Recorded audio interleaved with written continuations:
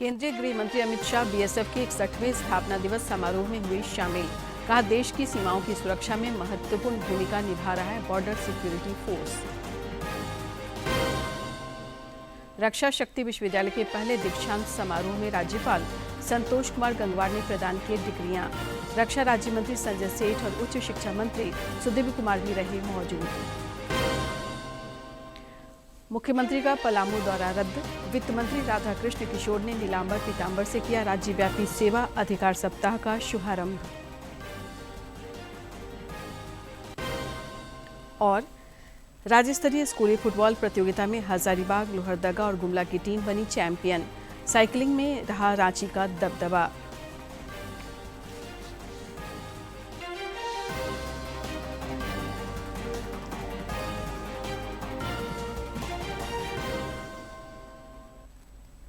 नमस्कार, खबरें झारखंड में आपका स्वागत है। मैं हूं शीला और अब समाचार विस्तार से। प्रधानमंत्री नरेंद्र मोदी दक्षिण अफ्रीका के 3 दिवसीय यात्रा पर हैं। प्रधानमंत्री जोहान्सबर्ग में G20 शिखर सम्मेलन में हिस्सा लेने के साथ कई कार्यक्रमों में शामिल होंगे। दक्षिण अफ्रीका रवाना होने से पहले प्रधानमंत्री ने अपने वक्तव्य में कहा कि G20 शिखर सम्मेलन में प्रमुख वैश्विक मुद्दों पर चर्चा का अवसर मिलेगा।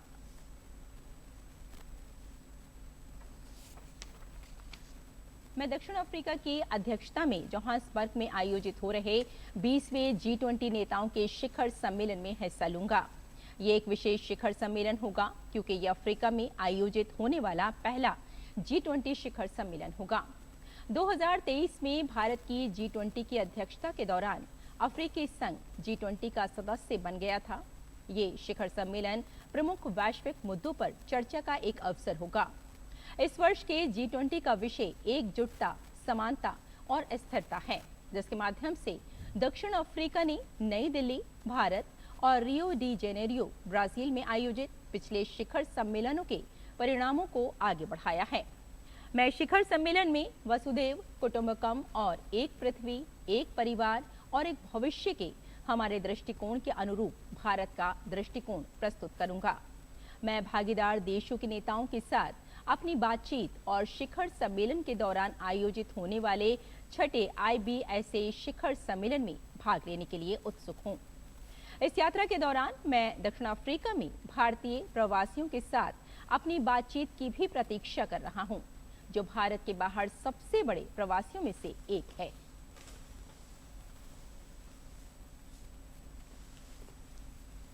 केंद्रीय गृह मंत्री अमित शाह ने अगले वर्ष 31 मार्च तक देश को नक्सल मुक्त बनाने का संकल्प दोहराया है। गुजरात के भुज में सीमा सुरक्षा बल BSF के 61वें स्थापना दिवस समारोह को संबोधित करते हुए उन्होंने कहा कि वो दिन दूर नहीं जब देश को नक्सल मुक्त कर आदिवासियों के विकास का मार्ग प्रशस्त कर दिया जाएगा। इस दौरान श्री शाह ने परेड की सलामी ली और जवानों का उत्साह बढ़ाया।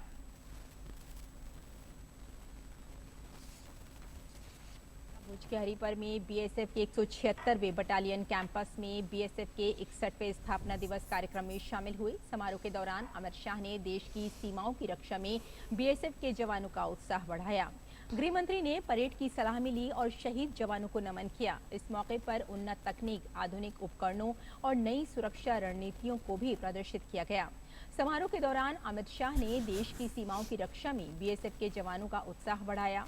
उन्होंने कहा कि BSF आज देश की सीमाओं की रक्षा कर रहे हैं। एक प्रकार से ये 6 दशक सीमा सुरक्षा बल ने न केवल देश की जनता, पूरे विश्व को ये मानने के लिए मजबूर किया है कि जब तक देश की सीमा पर BSF है, देश का दुश्मन 1 इंच भी आगे नहीं बढ़ सकता। और ये फर्स्ट रिस्पॉन्डर का रिस्पॉन्सिबिलिटी, जिस वीरता, दक्षता और प्राणों की भी परवाह करे बगैर अपने प्राणों की आहुति देकर बल के जवानों ने अब तक इसका निर्वहन किया है, वो मेरे लिए, इस देश के गृह मंत्री के लिए बहुत बहुत गौरव की बात है, अभिमान की बात है। राजधानी रांची स्थित रक्षा शक्ति विश्वविद्यालय का आज पहला दीक्षांत समारोह आयोजित किया गया। मौके पर राज्यपाल संतोष कुमार गंगवार ने डिग्रियां प्रदान की। इस दौरान रक्षा राज्य मंत्री संजय सेठ और उच्च शिक्षा मंत्री सुदीप कुमार समेत कई गणमान्य मौजूद रहे।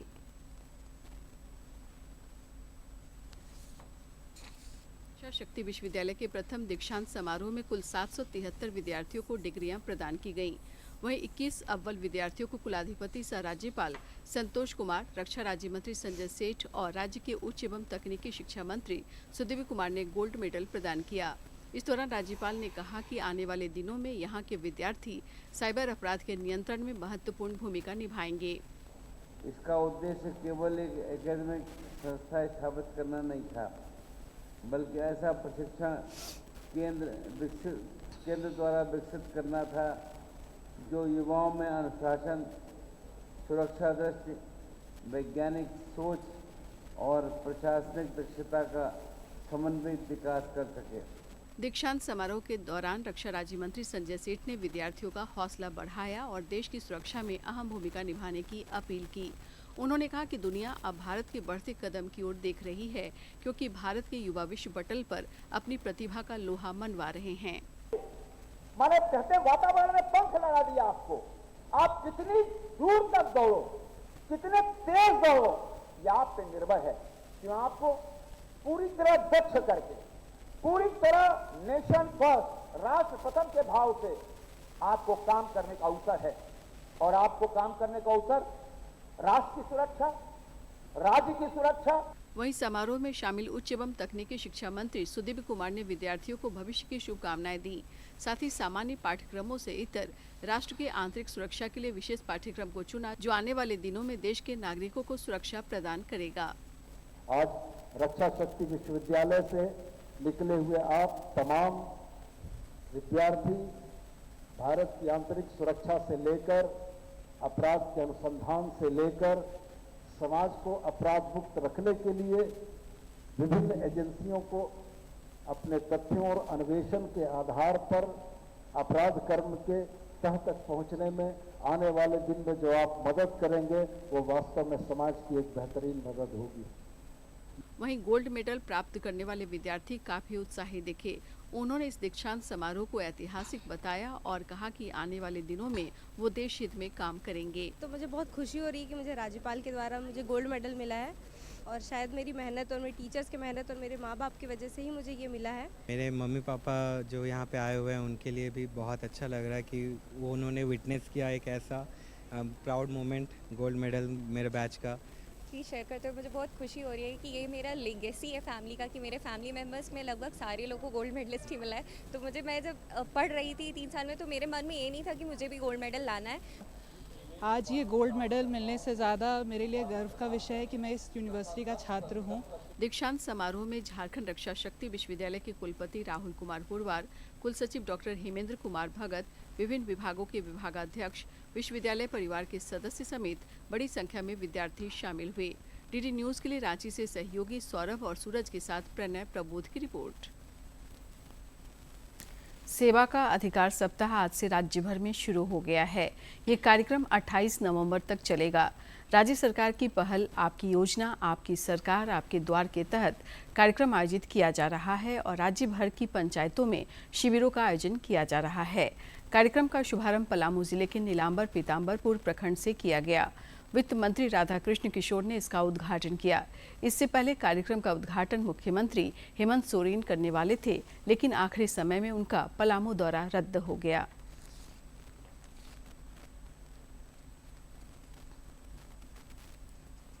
राधाकृष्ण किशोर, हम इस राज्य को उस ऊंचाई पर पहुंचाना चाहते हैं जो भारत का नंबर 1 राज्य हो।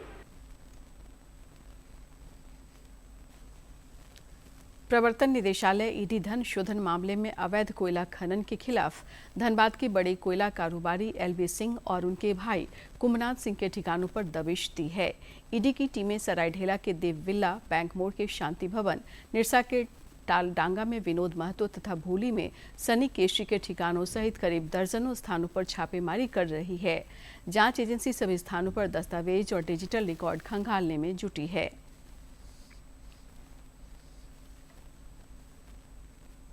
सरदार वल्लभ भाई पटेल की 150वीं जयंती के उपलक्ष्य में गोड्डा के गांधी मैदान में रन फॉर यूनिटी का आयोजन किया गया। सांसद डॉक्टर निशिकांत दुबे ने सरदार पटेल को श्रद्धांजलि देकर इस कार्यक्रम की शुरुआत की। इस दौरान डॉक्टर दुबे ने गोड्डा सहित संताल परगना की स्थिति पर चिंता जताई। उन्होंने कहा कि संताल परगना में आदिवासियों की संख्या 45% थी, जो अब 24-25% हो गई है। आदिवासी, यहाँ सुशील टुडू जी नजर आ रहे थे और कई एक लोग हैं, प्रबोध सोरेन जी हैं। 45% आदिवासियों का पॉपुलेशन था, 45%। कोई भी देश में कानून बनता है, चाहे वो कांग्रेस बना रही हो, चाहे वो मोदी जी बना रहे हो, हमेशा कहते हैं कि आदिवासी का उत्थान होगा, शेड्यूल कास्ट का उत्थान होगा, गरीबों का उत्थान होगा। आज आदिवासी का पॉपुलेशन मुश्किल से 24-25%। दुमका के दिग्घी स्थित फूलो झानो मेडिकल कॉलेज में नए सत्र के मेडिकल विद्यार्थियों के लिए व्हाइट कोट समारोह का आयोजन किया गया। इसमें नए विद्यार्थियों को डॉक्टर का ड्रेस कोड यानी व्हाइट कोट प्रदान किया गया। इस दौरान उन्हें एक डॉक्टर के रूप में सेवा भाव से अपने कर्तव्यों का निर्वहन करने की शपथ भी दिलाई गई।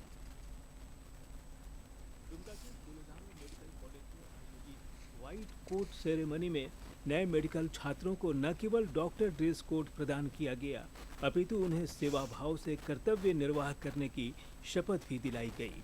मेडिकल कॉलेज के प्राचार्य डॉक्टर अरुण कुमार चौधरी ने बताया कि किसी भी मेडिकल स्टूडेंट के लिए यह सेरेमनी काफी खास होता है। व्हाइट कोट सेरेमनी एक संस्कार के रूप में दिया जाता है और इसमें चरक शपथ पत्र का रिसाइटेशन करवाया जाता है। इसका मतलब ये होता है कि उस शपथ पत्र में बहुत सारी ऐसी बातें होती हैं जो उनको वो भविष्य में उपयोग में ला सकते हैं। मेडिकल कॉलेज के प्राचार्य डॉक्टर अरुण कुमार चौधरी ने बताया कि इस व्हाइट कोट को पहनने के बाद एक छात्र के जीवन में बड़ा बदलाव आ जाता है। यह कोट उन्हें सेवा, कर्तव्य और मरीज के प्रति समर्पित बनाता है।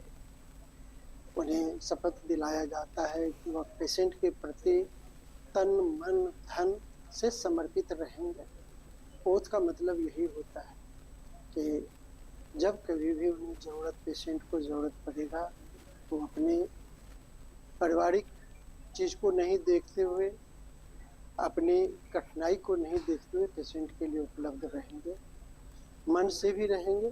वर्ष 2019 से दुमका के फूलो जानो मेडिकल कॉलेज में मेडिकल की पढ़ाई शुरू हुई थी। वर्तमान में यहाँ 500 मेडिकल छात्र छात्राएं पढ़ाई कर रहे हैं।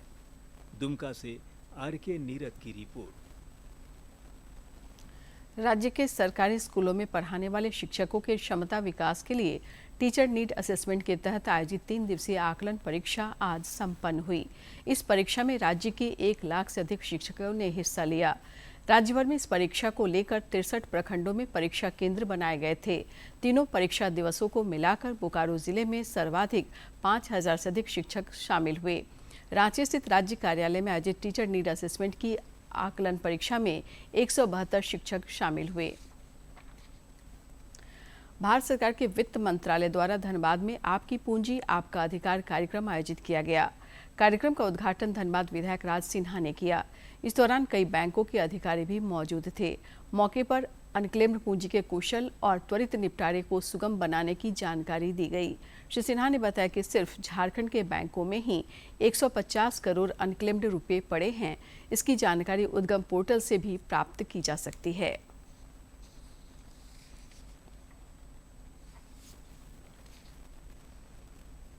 अनक्लेम्ड पैसे पड़े हुए हैं बैंक में और झारखंड के अंदर लगभग 150 करोड़ पूंजी ऐसी रखी हुई है। तो उसी के लिए स्कीम चलाया भारत सरकार ने कि जिनका पुराना पैसा पड़ा हुआ है जो धन, तो वो लोग अपना आकर के अपना KYC करके अपना पैसा निकाल सकते हैं। अगर नहीं भी मालूम है, पता करना है, तो उसके लिए एक उद्गम पोर्टल है उस पे जाइए, अपना आइडेंटिटी दे करके आप पता कर सकते हैं कि आपके नाम से कितने पैसे किस बैंक पे पड़े हुए हैं।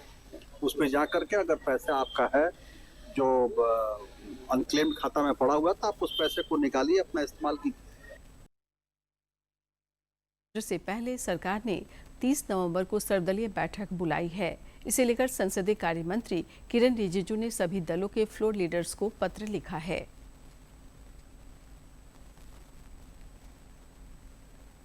संसद की शीतकालीन सत्र से पहले सरकार ने सर्वदलीय बैठक बुलाई है, जिसको लेकर संसदीय कार्य मंत्री किरण रिजिजू ने सभी दलों के फ्लोर लीडर्स को पत्र लिखा है।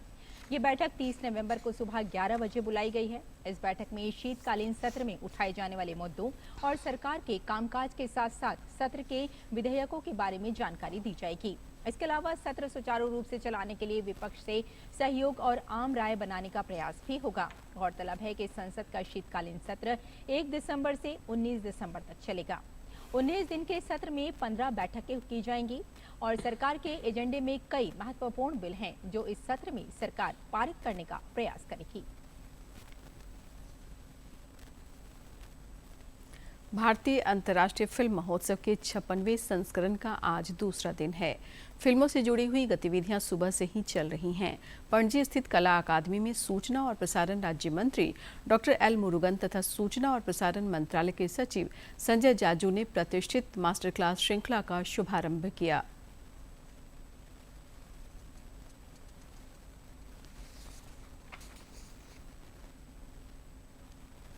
गोवा में चल रहे 56वें भारतीय अंतर्राष्ट्रीय फिल्म महोत्सव के दूसरे दिन सूचना और प्रसारण राज्य मंत्री एल मुरुगन ने प्रतिभागियों को संबोधित किया। उन्होंने युवाओं को भविष्य का क्रिएटिव फोर्स बताते हुए कहा कि ये मंच उन्हें वैश्विक स्तर से जोड़ने का अवसर प्रदान करता है।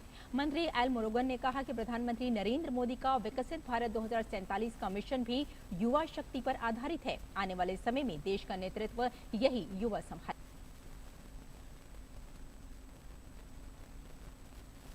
विश्व मत्स्य पालन दिवस प्रतिवर्ष 21 नवंबर को दुनिया भर में मनाया जाता है।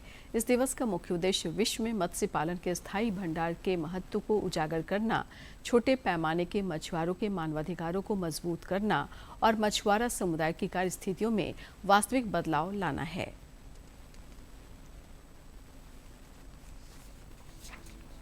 भारत का मत्स्य क्षेत्र तटों से लेकर गांव तक और परंपरा से लेकर आधुनिक तकनीक तक हर स्तर पर भारत की अर्थव्यवस्था, पोषण और रोजगार को नई दिशा दे रहा है। हमारे देश ने मत्स्य क्षेत्र में पिछले एक दशक में उल्लेखनीय प्रगति की है। सरकारी आंकड़ों के अनुसार किसानों को दी गई मजबूत वित्तीय और तकनीकी सहायता के कारण भारत मछली उत्पादन में दूसरा सबसे बड़ा देश बन गया है। भारत का कुल मत्स्य उत्पादन 2024-25 में 104% की वृद्धि के साथ 195 लाख टन तक पहुंच गया है। यह आंकड़ा एक दशक पहले यानी 2013-14 में लगभग 95.79 लाख टन था। इसके साथ ही हमारा देश समुद्री उत्पादों का चौथा सबसे बड़ा निर्यातक बन गया है।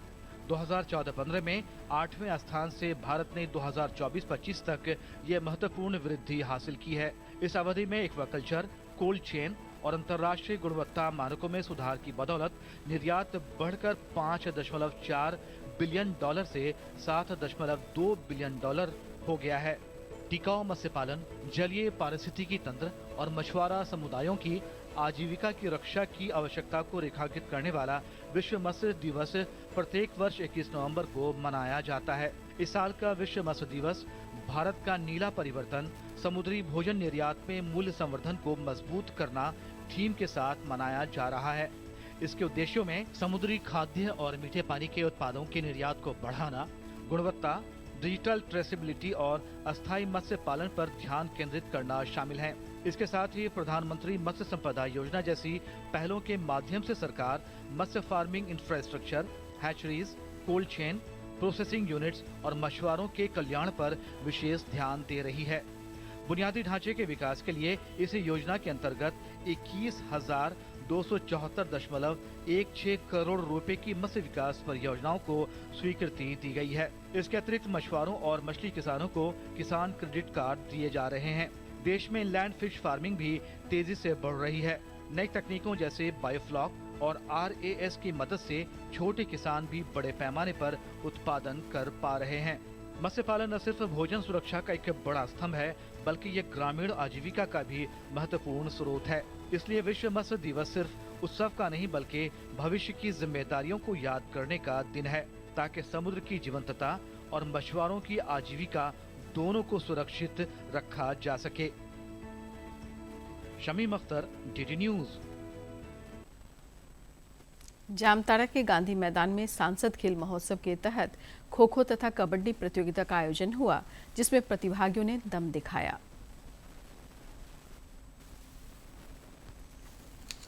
जामताड़ा के गांधी मैदान में सांसद खेल महोत्सव के तहत खो-खो और कबड्डी प्रतियोगिता में 3 दर्जन से ज्यादा टीमों के खिलाड़ियों ने भाग लिया और खेल प्रतिभा का प्रदर्शन किया।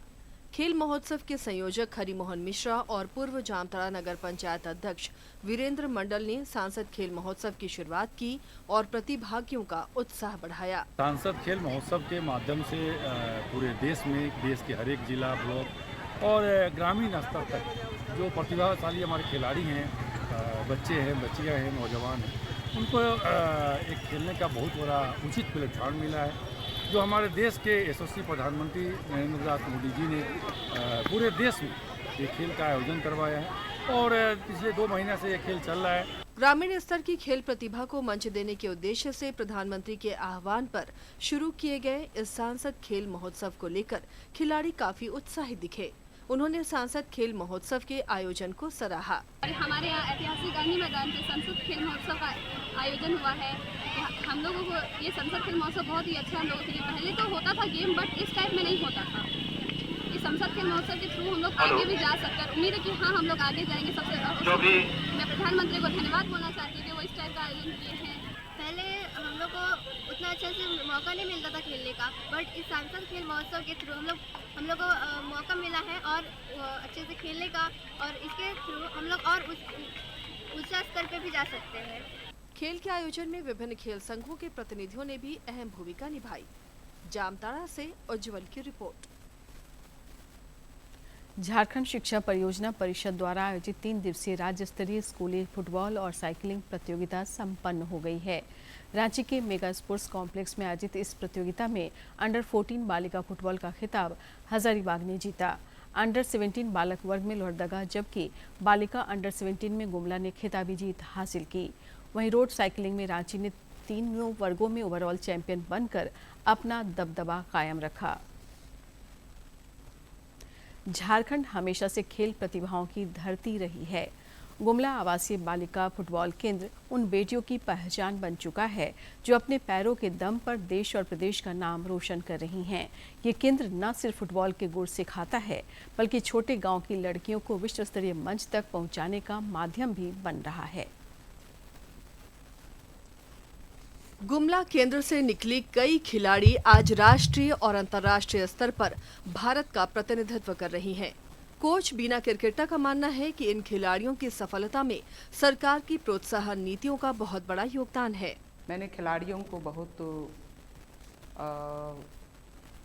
खेलते हुए देखा है, जो कि आज इंटरनेशनल तक पहुंच चुके हैं। इन खिलाड़ियों को यहां तक पहुंचने के लिए हमारा झारखंड गवर्नमेंट का बहुत बड़ा रोल रहा है, उसका हम लोग शुक्रगुजार हैं। प्रशिक्षण केंद्र में मौजूद छात्राएं भी अपने भविष्य को लेकर काफी उत्साहित हैं। फुटबॉल प्लेयर एलिजाबेथ लकड़ा ने बताया कि यहाँ उन्हें हर तरह की सुविधा मिलती है और वो फुटबॉल में ही अपना करियर बनाना चाहती हैं। यहाँ पे तो हमें हर एक प्रकार की सुविधा मिलती है, हमें जो चाहिए वो यहाँ मिल पाती है।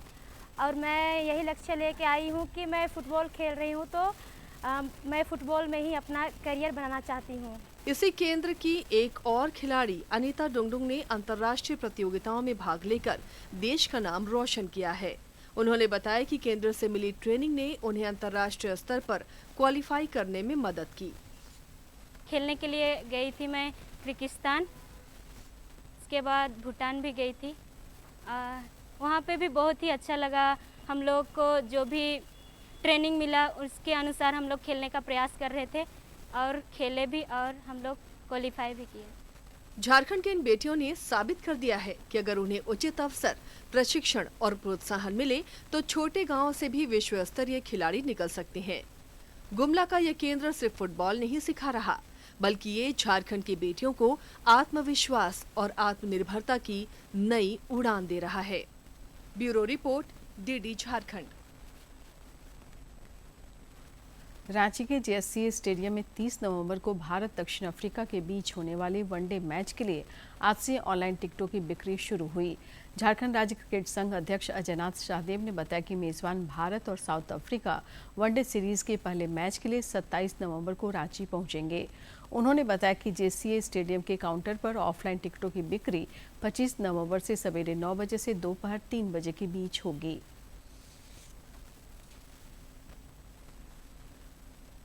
So I'm sure this is going to be a perfect occasion for all sports lovers, and this match, the kind of enthusiasm I can see, because Virat and Rohit are going to play here, and obviously Ranchi people, Jharkhand people are true lovers of this game, and they always support both the teams. Whoever plays good cricket, they support it. राज्य के अधिकांश जिलों में न्यूनतम और अधिकतम तापमान फिलहाल सामान्य के आसपास चल रहा है। सर्द हवाओं की रफ्तार में कमी से ठंड में भी थोड़ी कमी आई है। पिछले 24 घंटे के दौरान गुमला में न्यूनतम तापमान 9.6 डिग्री सेल्सियस रिकॉर्ड किया गया, जो राज्य में सबसे कम रहा। मौसम विज्ञान केंद्र ने बताया है कि अगले 4 दिनों के दौरान न्यूनतम तापमान में किसी बड़े बदलाव की उम्मीद कम है। 23 नवंबर से मौसम में कुछ बदलाव दिख सकता है और 25 नवंबर तक आकाश में आंशिक रूप से बादल छाए रह सकते हैं। हालांकि इस दौरान मौसम के शुष्क रहने के आसार हैं।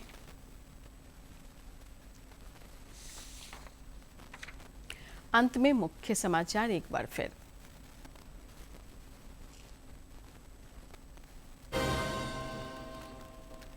केंद्रीय गृह मंत्री अमित शाह बीएसएफ के 61वें स्थापना दिवस समारोह में हुए शामिल। कहा, देश की सीमाओं की सुरक्षा में महत्वपूर्ण भूमिका निभा रहा है बॉर्डर सिक्योरिटी फोर्स।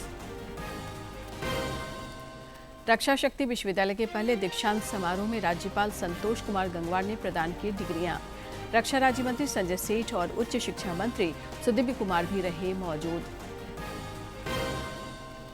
मुख्यमंत्री का पलामू दौरा रद्द। वित्त मंत्री राधा कृष्ण किशोर ने नीलांबर पीतांबर से किया राज्यव्यापी सेवा अधिकार सप्ताह का शुभारंभ। और राज्य स्तरीय स्कूली फुटबॉल प्रतियोगिता में हजारीबाग, लोहरदगा और गुमला की टीम बनी चैंपियन। साइकिलिंग में रहा राज्य का दबदबा।